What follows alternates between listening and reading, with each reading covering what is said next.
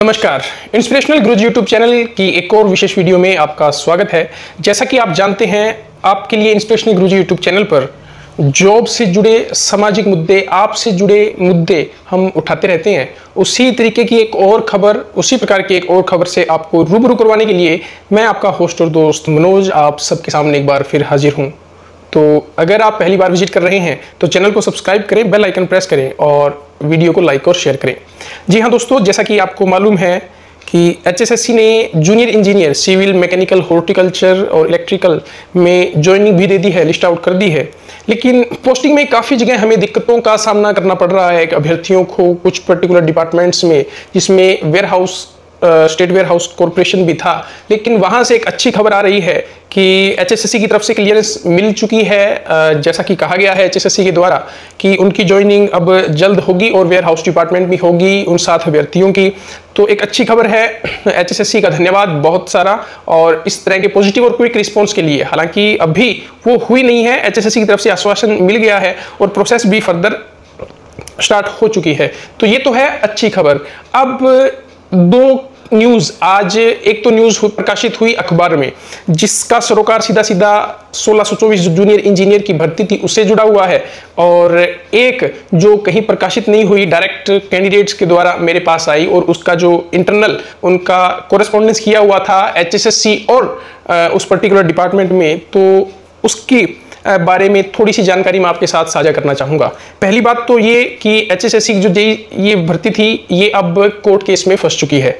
जी हाँ, और court case की ये बहुत ही छोटी सी, जिसको कहते हैं ना कि कॉमन सेंस है, और वो एचएसएससी ने यूज नहीं किया, और एक केस का सामना एचएसएससी को फिर से करना पड़ेगा इस वैकेंसी में, इस भर्ती में जो कमोवेश हम कहते हैं कि 100% अब पूरी हो चुकी है।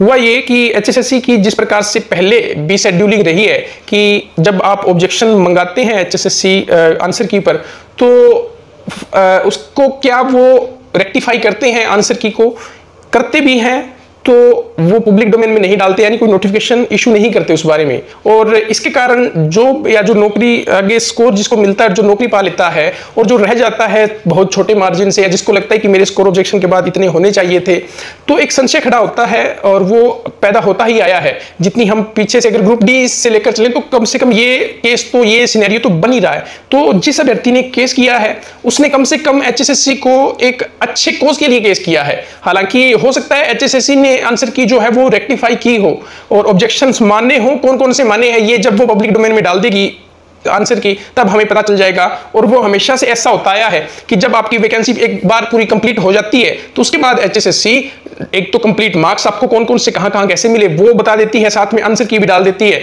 तो वो वहां जाकर क्लियर होता है कैंडिडेट्स को। लेकिन अब एक बार एचएसएससी को करना ऐसा होगा कि वो उन सभी चीजों को पहले फाइनल रिजल्ट देने से पहले उन चीजों को क्लियर करे, ताकि ये जो कुछ क्वेश्चनिंग खड़ी हो रही है वो खत्म हो जाए। ये पॉजिटिव स्टेप होगा एचएसएससी को सेल्फ इनिशिएट करके, यानी कि सुओ मोटो लेकर ही इन चीजों को दुरुस्त कर देना चाहिए। ये हम सब और जो एचएसएससी के प्रति जिनका विश्वास है, जो अभ्यर्थी परीक्षाएं दे रहे हैं, और मजबूत होगा तो ये काम एचएसएससी खुद ही कर सकती है। हालांकि अब कोर्ट के माध्यम से उनको कुछ आदेश होंगे, उस प्रकार से वो करेगा। तो एक तो कोर्ट केस का चक्कर पड़ गया है एचएसएससी में। दूसरी बात, एक दोस्तों ऐसा हुआ कि जेई सिविल में ही एक पर्टिकुलर डिपार्टमेंट है, हालांकि मैं अभी उसका नाम डिस्क्लोज नहीं करूंगा बिकॉज वो उनका इंटरनल मैटर है। और हमें पता है कि कुछ दिन पहले चीफ सेक्रेटरी की वेबसाइट पर ये चीजें आई थी कि कहीं से भी कोई इंटरनल सर्कुलर जो है वो लीक नहीं होना चाहिए, कुछ जानकारियां लीक नहीं होनी चाहिए, वरना संबंधित अधिकारी पर कुछ ना कुछ कार्रवाई की जाएगी। तो हम एक जिम्मेदार चैनल होने के नाते अपने आपके उस सीक्रेसी का पालन करते हैं। लेकिन मुद्दा जो हुआ वो ये था कि एक कैंडिडेट अपने घर से, यूपी से था वो, और अपने घर से वो 1000 किलोमीटर की यात्रा करके आया, जूनियर इंजीनियर फाइनल सिलेक्ट हो चुका था। अब किस उम्मीद के साथ वो आया होगा आप सब जानते हैं, जिन्होंने ज्वाइनिंग कर ली है और जो ये सपने भी देख रहे हैं कि हमारा अंतिम सिलेक्शन होगा और हम ज्वाइन करेंगे, तो किस प्रकार का एंथुसियाज्म होता है। लेकिन वहां जाकर आपको पता चले कि एचएसएससी ने ही डिपार्टमेंट को लेटर सेंड करके कह दिया है कि इन पर्टिकुलर कैंडिडेट्स को आप ज्वाइनिंग विद हेल्ड पर रखें। यहां अब डिपार्टमेंट का कसूर नहीं है, अब एचएसएससी ने खुद कह दिया है कि विद हेल्ड रखें, यानी कि इनको ज्वाइनिंग नहीं दी जाए अगले आदेशों तक। तो वो चाहे एक कैंडिडेट है, चाहे 10 कैंडिडेट है, चाहे 2 कैंडिडेट है, हम संख्या पर बात नहीं कर रहे हैं, हम किसी डिपार्टमेंट पर बात नहीं कर रहे हैं। लेकिन यहां एचएसएससी ने कहा है because of some technical reasons please withheld so and so roll number for some time या अगले आदेशों तक उनको विदहेल्ड कर लिया जाए। तो अब इसमें गलती किसकी है? देखिए, हो सकता है कुछ ऐसे टेक्निकल रीजन रेज हुए हों ड्यूरिंग उस दौरान रिजल्ट देने के दौरान, कुछ ऐसी चीजें सामने आई हो, ये अधिकार भी है, राइट बनता है एचएसएससी का। लेकिन 1000 किलोमीटर की यात्रा और वो भी इस कोविड पेंडेमिक के टाइम करना बहुत ही यूं कह लीजिए अमानवीय है।